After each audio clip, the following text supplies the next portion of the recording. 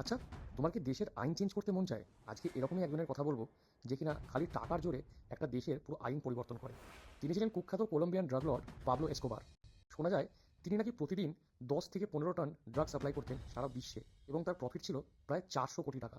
প্রচলিত আছে পাবলো এসকোবারের একসময় এত টাকা ছিল যে সেই টাকার বান্ডিল মুড়িয়ে রাখার জন্য তার যে রাবার ব্যান্ড কিনতে হতো তার মাসিক খরচা ছিল প্রায় 2 লক্ষ টাকা। পাবলোর একটা নিয়ম ছিল, প্লাটা ও প্লামো, অর্থাৎ হয় ঘুষ নাও, নইলে আমি তোমাকে সরিয়ে দেবো।